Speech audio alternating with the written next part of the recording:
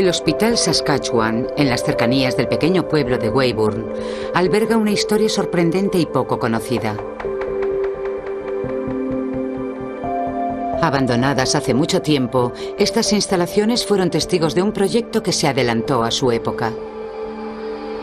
Comenzando en el año 1952, la investigación psiquiátrica decidió tomar un atajo, valiéndose del LSD para adentrarse en los misterios de la conciencia humana.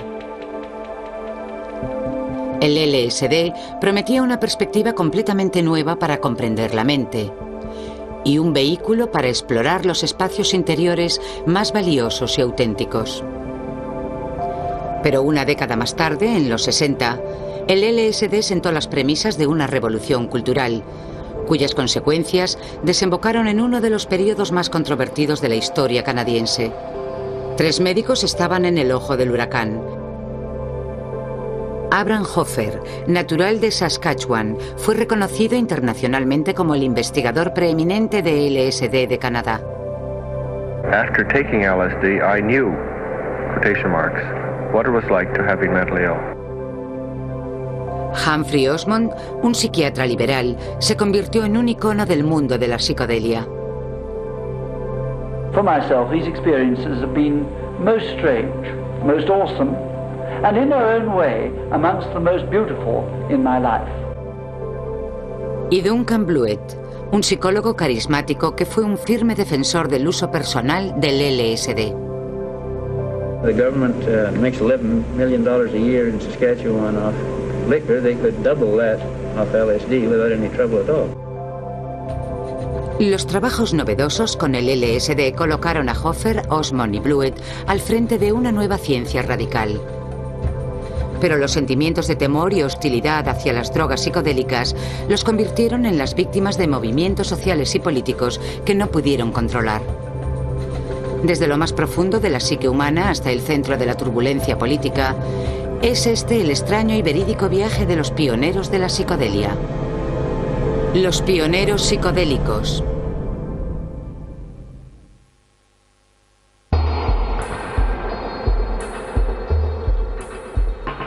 Cuando se construyó el Hospital Saskatchewan en 1920, una cruel enfermedad llamada esquizofrenia había cobrado millones de víctimas en todo el mundo.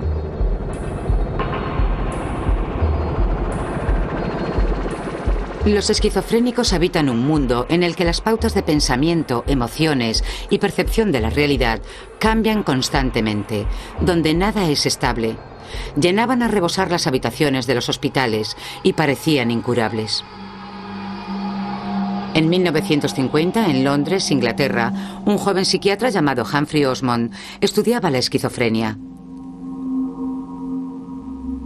Con una creatividad que definiría su carrera, Osmond empleaba un nuevo y radical enfoque. Comenzó a ensayar con mescalina, de un grupo de drogas alucinógenas que alteran la percepción humana. What happens, in fact, is that you do see the world in a different sort of way. Totally different, and you get the picture of a world as one imagines the great artists can sometimes see it. A world of tremendously colour, of great significance, of great beauty, but also at times of great terror. Osmond estaba convencido de que su experiencia autoinducida con la mescalina era similar a lo que ocurría en el mundo interior de los esquizofrénicos. La comunidad científica reaccionó con espanto cuando Osmond sugirió que la esquizofrenia pudiera deberse a una autointoxicación provocada por el propio metabolismo, que erróneamente produciría sus propios componentes alucinógenos. Esto suponía una nueva vía de investigación psiquiátrica totalmente nueva. Cuando la establishment médica inglesa rechazó sus teorías, Osmond decidió abandonar Londres. En 1951, Osmond llegó al Hospital de Saskatchewan, en Weyburn, donde rápidamente sería nombrado director gerente, el puesto de mayor responsabilidad. Osmond se felicitó al descubrir que en el hospital universitario existía una investigación en marcha sobre la esquizofrenia. El estudio estaba dirigido por Abraham Hoffer, un investigador de talento con 2 licenciaturas pocas veces combinadas, la bioquímica y la psiquiatría. Hoffer y Osmond no tardaron en formar un equipo. La tenacidad de Hoffer y la creatividad de Osmond resultaron una sorprendente combinación. Se te pueden ocurrir miles de ideas y desechas las malas. Creo que es lo que hacía Osmond. Era lo más asombroso de él. Era un ser brillante y un escritor maravilloso. Yo tengo ahora unas cuantas técnicas para escribir que aprendí trabajando con el Dr. Osmond. A principios de los años 50, cuando llegó Humphrey Osmond, el hospital estaba masificado y lleno de suciedad, y era considerado de los peores de Norteamérica. Pero los políticos estaban dispuestos a mejorar las condiciones. Tommy Douglas presidía el gobierno CCF. Era un mandatario excelente y había trabajado como interino durante 3 meses en el hospital Saskatchewan. De modo que tenía una buena base para saber lo que allí ocurría, así que tomó la decisión de modernizar en lo posible la sanidad. Tommy Douglas era el primer ministro del primer gobierno socialista de Norteamérica. Era un gobierno reconocido por sus ideas innovadoras y radicales cambios sociales. Con Douglas al mando, a Hoffer y a Osmond se les procuró amparo y una libertad asombrosa. Osmond aprovechó la oportunidad para recoger todas las sustancias alucinógenas conocidas de todas partes del mundo. Con el objetivo de hallar una cura para la esquizofrenia y armándose de un valor considerable, Osmond evaluó las propiedades de estas sustancias con la propia autoexperimentación. Osmond era además un experto en administración y en apenas 5 años transformó el Hospital Saskatchewan. El centro comenzó a ser reconocido como el líder mundial en materia de investigación, atrayendo a profesionales de la salud mental de todo el mundo. Uno de estos era el psicólogo americano Robert Sommer. Había un entorno muy liberal. Como investigador yo podía desarrollar un montón de objetivos allí. Humphrey fue nombrado gerente, lo cual no era corriente. La gente creativa no suele ser nombrada gerente de hospital. Había un clima muy experimental. Se trataba de ensayar y observar lo que funcionaba.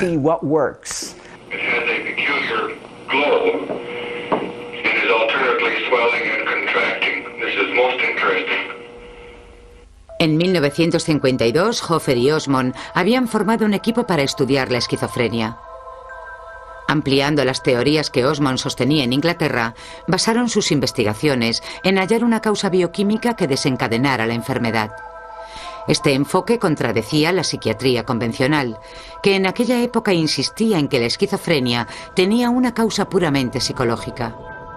Hoffer y Osmond buscaban en la fisiología de los esquizofrénicos una producción anómala de sustancias con propiedades alucinógenas.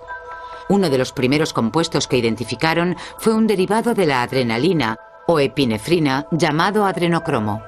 New chemicals allow us to experience some of the unbelievably unpleasant and sometimes quite terrifying mental agonies of the schizophrenic patient.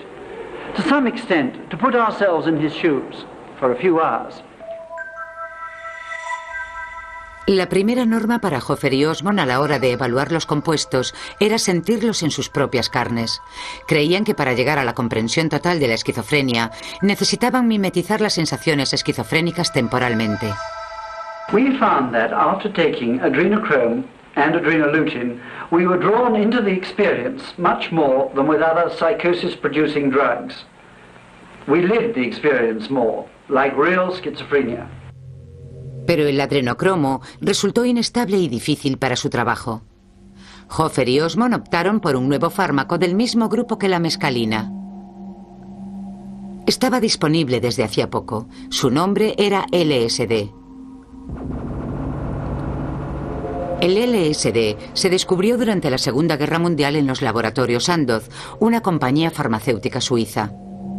El químico Albert Hofmann estaba realizando experimentos con el cornezuelo, un hongo parásito del centeno. El 16 de abril de 1943, Hofmann ingirió accidentalmente una ínfima cantidad de dietilamina del ácido lisérgico 25 y despegó en el primer viaje con LSD.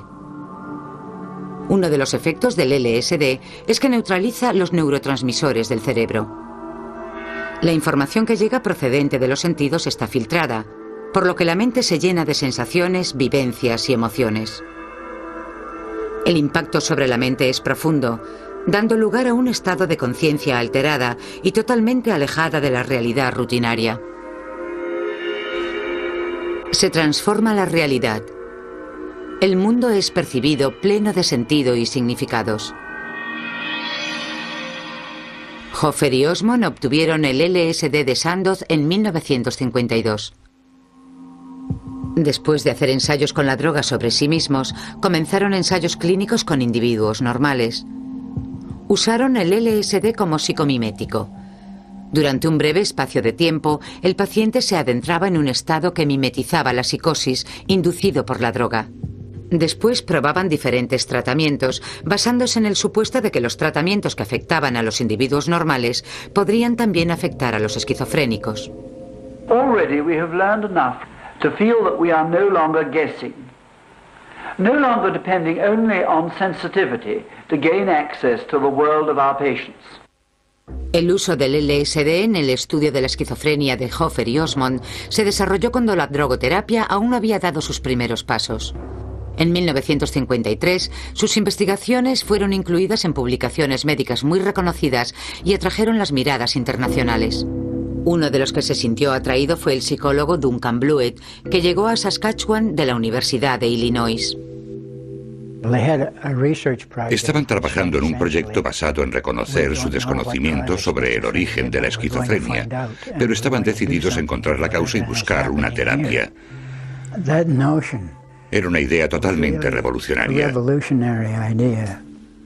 Blewett vio inmediatamente el enorme potencial del LSD y en 1954 entró a formar parte del grupo de investigación de Saskatchewan.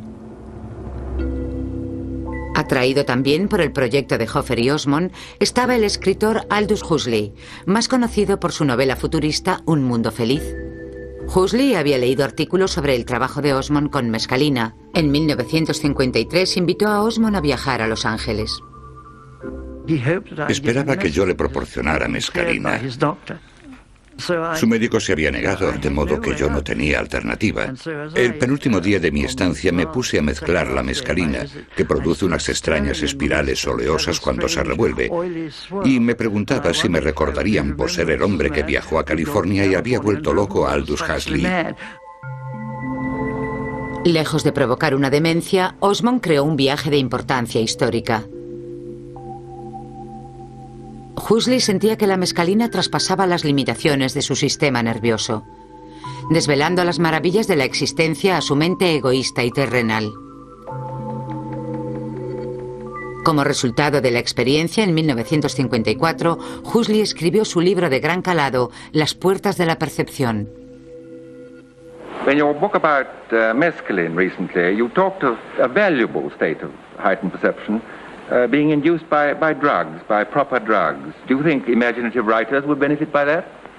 I think it would be extremely good for almost anybody with fixed ideas and with a great certainty about what's what to take this thing and to realize that the world he has constructed is by no means the only world, that there are these extraordinary other types of universe which we may inhabit and which we should be very grateful for inhabiting, I think. Osmond y Huxley mantuvieron una estrecha amistad. En 1956, cuando Osmond se carteaba con Huxley desde Weyburn, inventó la palabra por la que sería recordado en la historia de la contracultura. Aldous sugirió palabras como feneratim, feneroi para revelar la angustia o tumos del griego. Luego me escribió este pequeño verso: para conseguir un mundo sublime, toma medio gramo de feneratim. Me parecía una palabra maravillosa, aunque quizás demasiado difícil para la mayoría de la gente. Es una palabra típicamente Huxley. De modo que le escribí contestándole, no sin antes haber consultado las palabras psique en el diccionario y delein, que significa revelar, y media docena de palabras más. Pero me decidí por psicodélico y le escribí: para hundirte en el infierno o elevarte hasta el cielo, toma un pellizquito de algo psicodélico. Desde lo más recóndito de la mente de Humphrey Osmond surgió el concepto de psicodelia, que cambiaría las vidas de millones de personas en todo el mundo.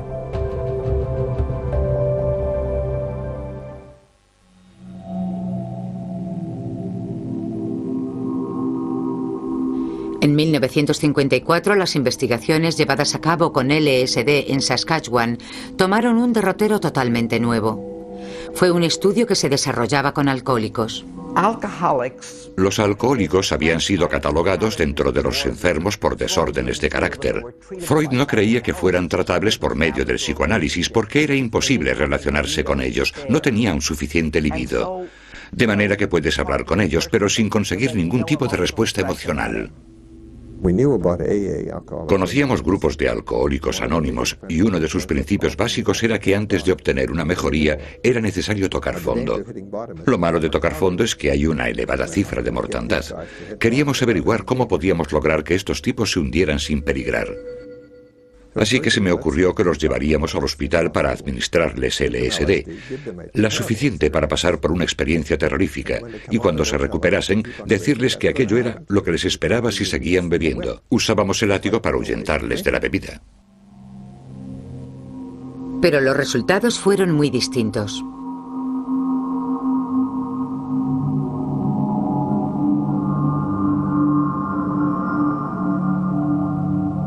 Humphrey empezó a emplear este tratamiento junto a su psicólogo. Dijo, no estamos provocando experiencias horribles. Estos tipos están empezando a pasarlo bien, les gusta la experiencia.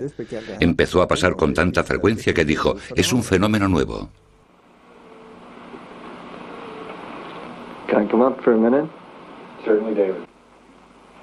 Sin saberlo, Hoffer y Osmond habían descubierto la terapia psicodélica.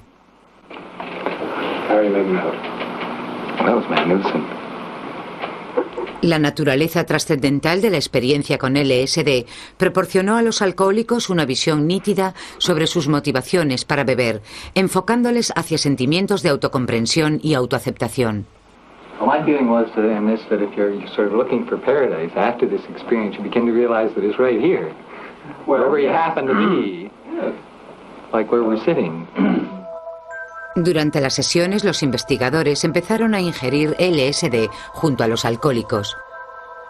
Duncan Blewett perfeccionó esta práctica al constatar que el LSD creaba fuertes vínculos de empatía en la relación médico-paciente. Imagine que alguien le dice que se consiguen mejores resultados con terapia LSD en una sola tarde que en 15 años sin él. ¿Qué respondería? Especialmente si uno es psiquiatra y dispone de una sustancia capaz de producir humanos que han aprendido a aceptarse tal y como son. El grupo de Saskatchewan trabajó con los alcohólicos más severos. De los 3.000 que seguían tratamiento, aproximadamente un 50% se recuperaron. Era un éxito clamoroso comparado con el 20% de rehabilitados por Alcohólicos Anónimos.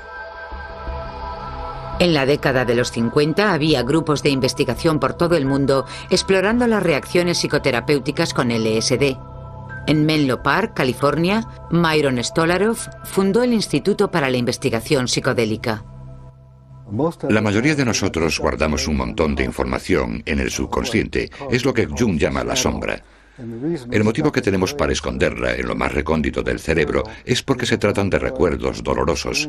No queremos saber nada de aquello, no queremos experimentar sus sensaciones. Una de las cualidades más grandiosas del LSD es que disuelve las barreras, abriendo el acceso a nuestro subconsciente. Por motivos profesionales, Stolarov comenzó a relacionarse con Al Hubbard, uno de los personajes más pintorescos en la historia del LSD. Hubbard procedía de una zona rural de Kentucky y era un experto en drogas psicodélicas. Había consumido LSD por primera vez en 1951. Hubbard, conocido como el Capitán Trips o Viajes, utilizaba su excentricidad carismática para convencer a personajes famosos del planeta para probar LSD. Tenía varias tácticas de persuasión. Decía, por ejemplo, vivimos dentro de un gran barril que tiene solo 2 orificios para mirar a su través. Estamos encerrados en su interior y no tenemos ni idea de cómo es el mundo en realidad, ni de cómo somos nosotros en realidad. El LSD te permite romper la barrera para ver el mundo tal y como es. Es fantástico y es enorme. Aunque los métodos de Hubbard eran poco ortodoxos, se le asociaba con grandes figuras de la cultura como Aldous Huxley y con investigadores como Humphrey Osmond.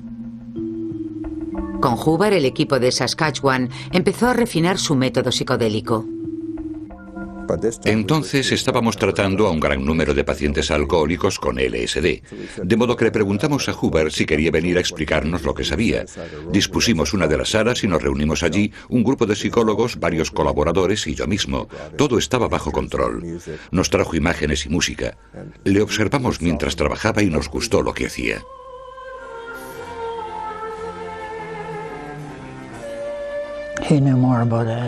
Sabía más sobre el ácido que nadie que yo conociera.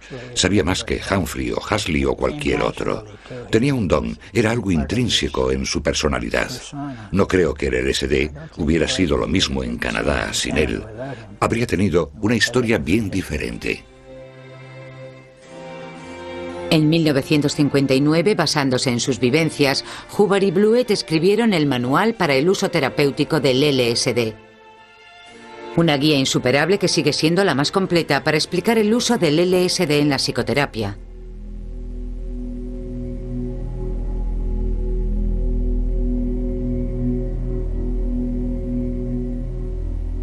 En 1956, Hoffer, Osmond y Blewett participaron en una ceremonia peyote cerca de Battleford del Norte, con miembros de la Iglesia de los Nativos Americanos.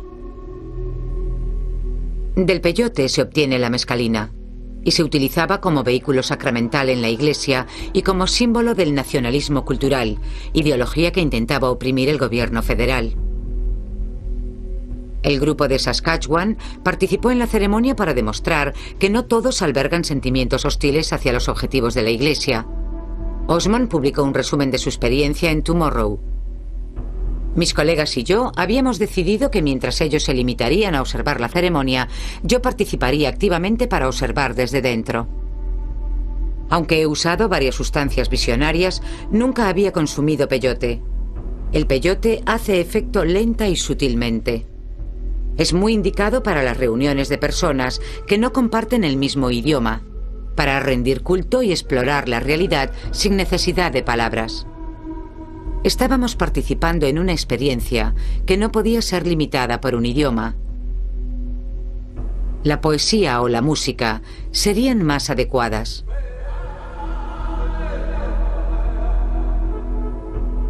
Yo era un extraño al que habían permitido entrar en su misterio. Les agradecí su amabilidad y les aseguré que explicaría a la sociedad los detalles de su culto con transparencia y veracidad.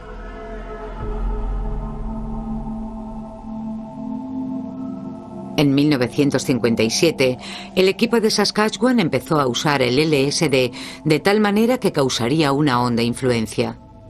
Empezaron a estudiar la influencia de la psicodelia sobre la creatividad. Entre los voluntarios más famosos del estudio estaban los integrantes de un conocido grupo de artistas, los Regina Five. Pero el trabajo que más influyó fue uno de los objetivos en la vida de Humphrey Osmond: mejorar las condiciones de los centros psiquiátricos. We look forward to a day when these great buildings will no longer be needed to house backlogs of long-stay patients. When small hospitals not more than an hour's ride from home will treat our patients and give a decent measure of privacy while they're in. En Regina habían contratado a Kyo Izumi, un arquitecto que se formó en el MIT, para diseñar un nuevo centro psiquiátrico en Yorkton. Izumi fue el primer arquitecto en ingerir LSD mientras trabajaba sobre el diseño del pequeño hospital. Well, actually, I took it at the suggestion of Dr. Osmond, who thought that it might aid in my understanding of the nature of the illness, schizophrenia, and also, in actual fact, experience some of the perceptual distortions that these people experienced.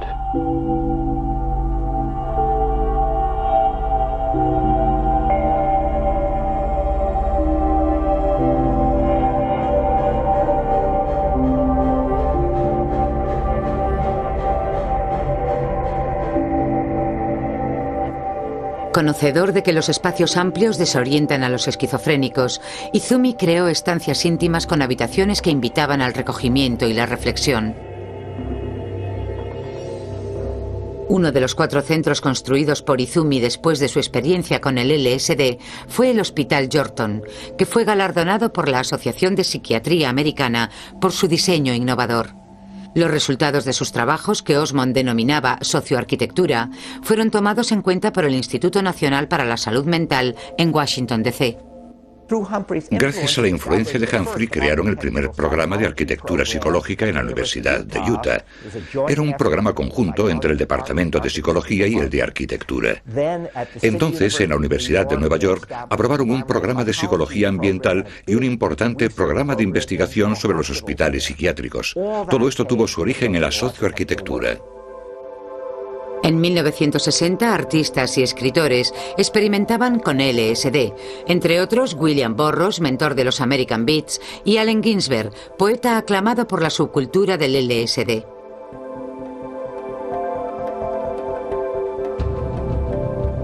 Timothy Leary, profesor de la Universidad de Harvard, que se autoproclamaría sumo sacerdote del LSD, tuvo su primera experiencia en 1962.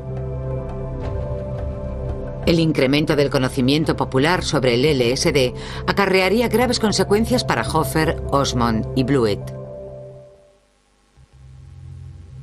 En 1961 el horizonte político cambió en Saskatchewan, cuando Tommy Douglas se marchó a Ottawa para presidir el Partido Federal Nuevos Demócratas. Uno de los primeros en reaccionar ante este giro fue Humphrey Osmond. En junio de 1961, Osmond dimitió de su cargo de Weyburn, mudándose a Princeton, donde sería nombrado director de investigación psiquiátrica del estado de New Jersey. Perder a Osmond fue un duro golpe para el equipo de Saskatchewan, especialmente para Abraham Hoffer.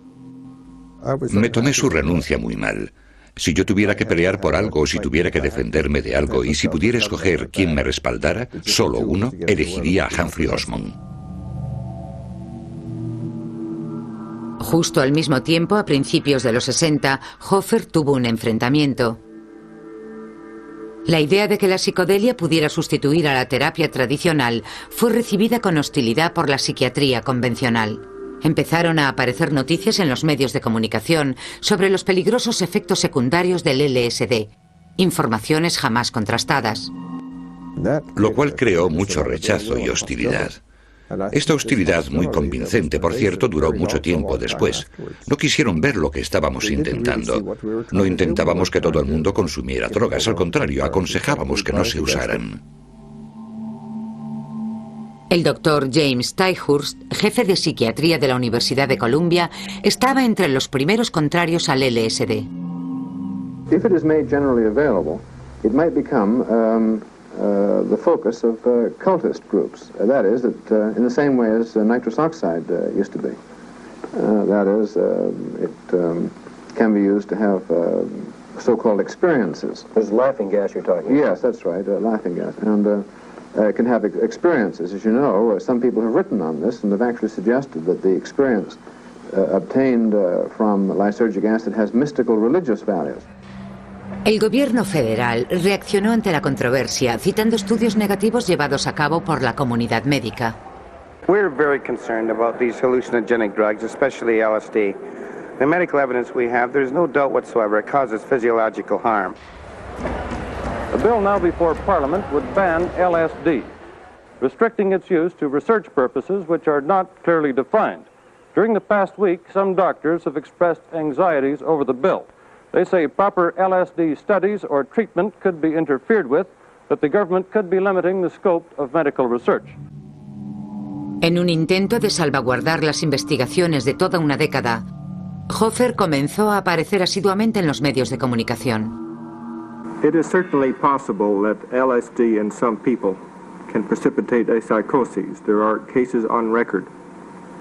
In my opinion, where something like this goes wrong, I tend to blame the therapist more than I do the drug, because I think in many cases, not in all, but in many cases, it has been given to the wrong person. What has gone wrong? People have committed suicide, have they not?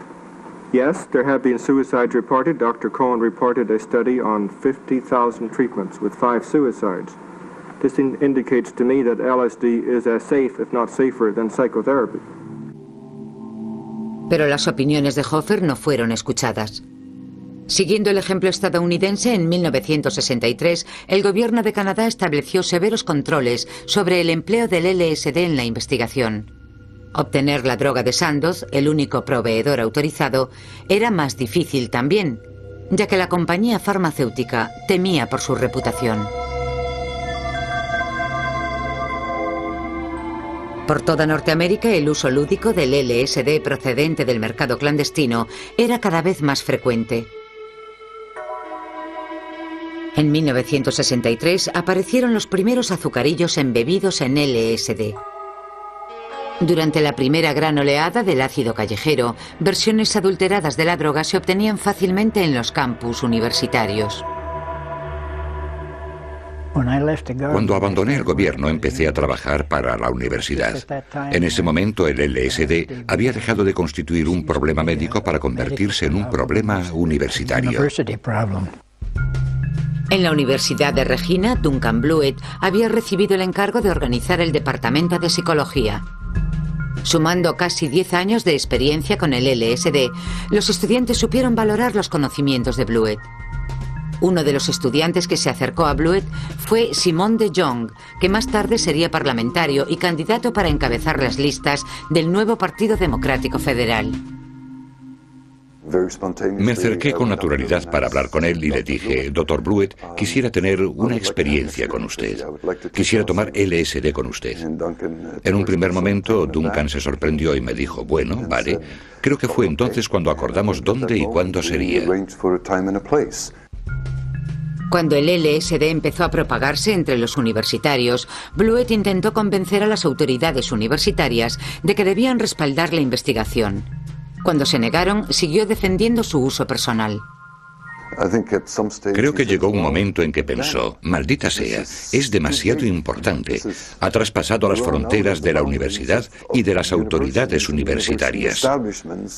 La política universitaria no debiera permitir que todos estos argumentos ridículos consigan frenar e impedir el uso de este descubrimiento humano tan importante.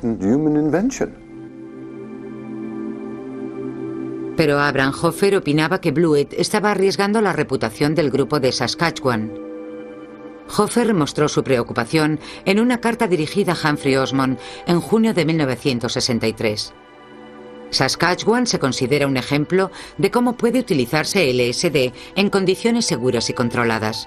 Prevalece un sentimiento entre los grupos de LSD estadounidenses de que nosotros hemos salvado al LSD de la extinción. Es exactamente lo que hemos intentado explicarle a Duncan Blewett. Lo que había unido al grupo en sus inicios fue el convencimiento del increíble potencial del LSD, y era lo que ahora los separaba. Hay que diferenciar entre la investigación y la exploración científica. Nosotros investigábamos. Blewett y los demás se dedicaban a algo muy diferente.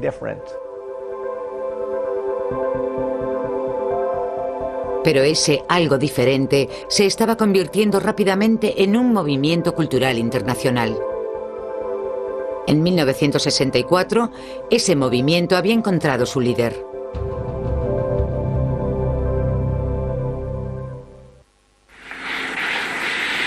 The session tonight we're going to use as a voyage into your own body. The human brain receives several billion signals a minute. Your brain is being flooded with millions of coded messages from all parts of your body every second. En 1963, Timothy Leary fue despedido de la Universidad de Harvard por haber fomentado experiencias con drogas psicodélicas entre estudiantes. Volvió a aparecer en Millbrook, una finca en una zona rural de Nueva York. Leary usaba Millbrook como sede desde donde proclamaba su mensaje LSD para todos. I frankly don't think that the human being is ready for LSD.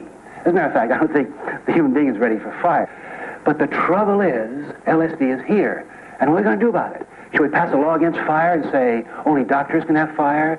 Should we pass a law against LSD and say only doctors can take this trip to the divine process, go out of their minds, use this inner microscope? Of course we can't, because it's here and it's going to be used. Aquellos que realizaban investigaciones con LSD opinaban que Leary estaba convirtiendo sus esfuerzos en un circo.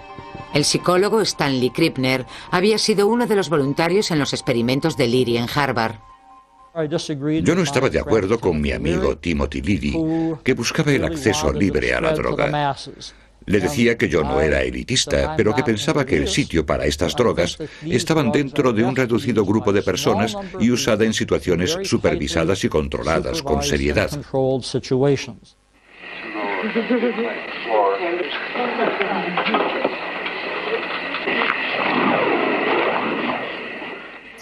Yo nunca aprobé su proceder. De hecho, Aldous Huxley había intentado presionarle para que no lo hiciera.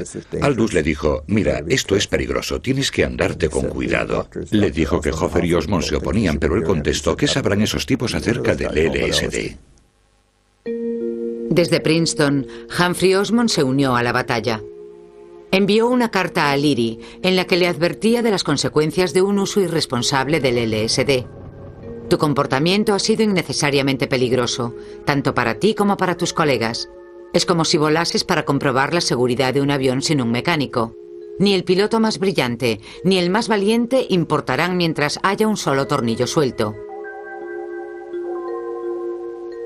Duncan Blewett no compartía la opinión de Hoffer y Osmond sobre Leary. Much as one can decry Leary's methods, certainly they have been effective. Because, for instance, I saw a cartoon in Cavalier. I don't usually read it, but National Magazine, and a young man standing in the street is talking to a police uniform with a magnificent sunflower on the head of it. And he's saying, what, me, officer, LSD? Certainly not. This kind of humor, and the one in Playboy where the young couple... They're unrolling their Christmas presents, and this young chap is saying, good heavens, LSD, and we only sent them pot. I think this indicates the extent to which people that Leary was trying to get in touch with were gotten in touch with. En 1966 los medios de comunicación hablaban del LSD con frecuencia. Muchos de los programas se dirigían a los jóvenes. Whether there's a difference between the black market LSD, the bathtub variety, and the type that is used by yourself and others in research experiments. Yes, there is. There is a major difference.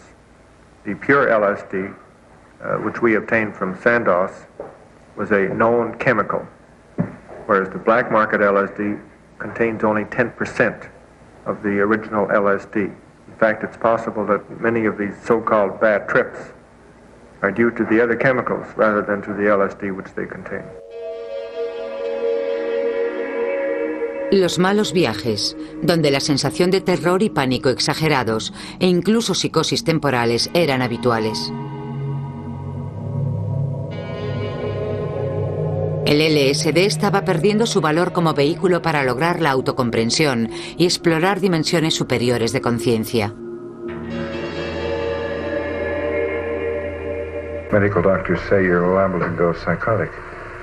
Oh, really?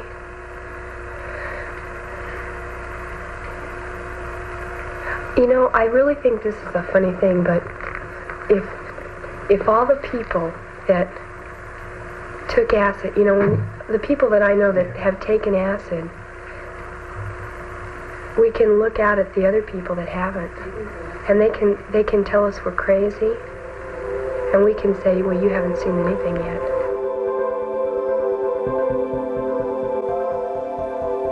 El LSD estaba sentando las premisas de una revolución entre la juventud de Occidente. Las investigaciones que se llevaban a cabo con la droga estaban a punto de ser absorbidas por las masivas fuerzas sociales y políticas.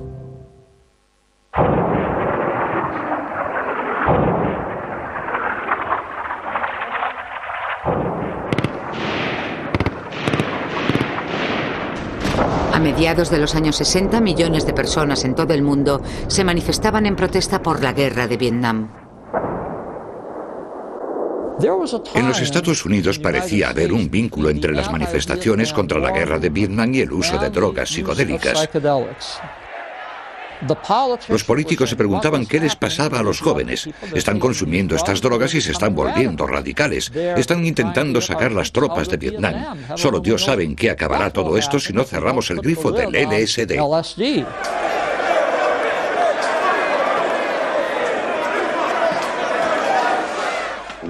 Habían dejado de creer lo que les contaba su gobierno. Era un acontecimiento único. No hay muchas situaciones en la historia de la humanidad en la que un país entre en guerra y de fondo no se escuche el redoble de los tambores y los patriotas no rindan lealtad a su bandera. No importa que su país no tenga razón, porque es su país a fin de cuentas. Pues bien, esta vez no ocurrió.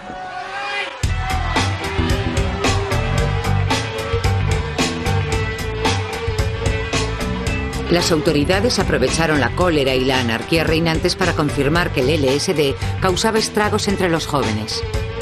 I've known 2 people who've killed themselves under LSD. You're right out of control. Are there acid parties going on in this city right now? Yes. Yes. At this very second. Abraham Hoffer sabía que era solo cuestión de tiempo hasta que la puerta se cerrase definitivamente para el LSD. Propuso una idea para erradicar el consumo clandestino. I don't see why any reputable person who wishes to explore it couldn't do so with the help of a physician who could stand by in case he gets into difficulties. Wouldn't it be healthier then to try and arrange places under proper supervision where this could be done? Now, I admit it's not going to happen tomorrow, maybe never, but I think it would be better to try and achieve these places than it would merely to go out and play with what you can get on the black market. Pero ya era tarde. El terror de la sociedad hacia las drogas aumentaba y produjo un efecto decisivo. En marzo de 1966, el presidente de los Estados Unidos, Lyndon Johnson, decretó que la tenencia de LSD era delito.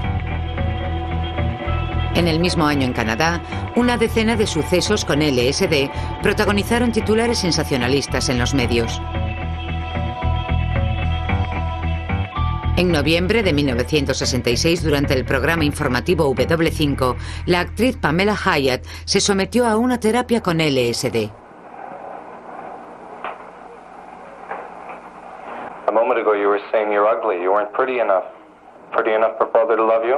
Yes. Pretty enough for anybody else to love you? Yes. I never felt I was. I never felt I was.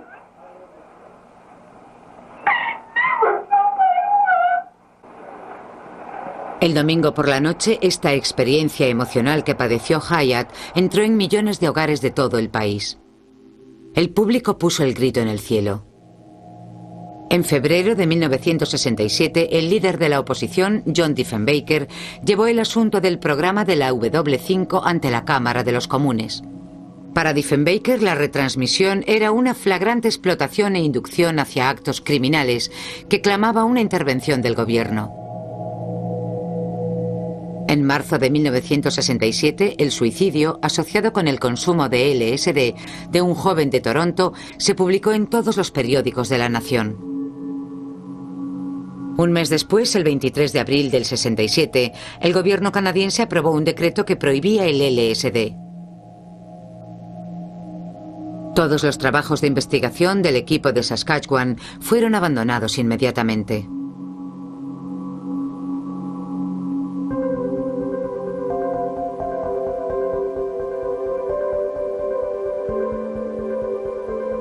Aunque Hoffer, Osmond y Blewett estaban divididos en cuanto a cómo debía controlarse el LSD, les unía su convicción de que la prohibición por parte del gobierno de investigar no tenía fundamento y era un error.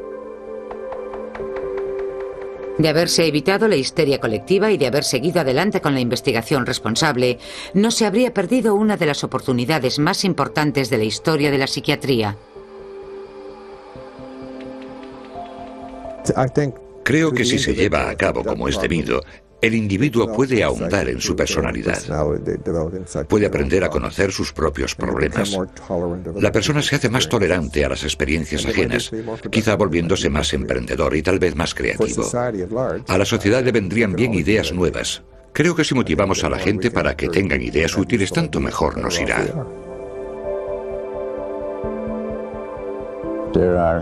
Hay mucha gente en diversos ámbitos de la sociedad que saben que la psicodelia no tiene por qué ser perjudicial.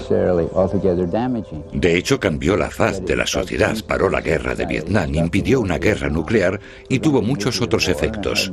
Uno de ellos se ha evidenciado en todas partes, obligó a la gente a cuestionar a las autoridades.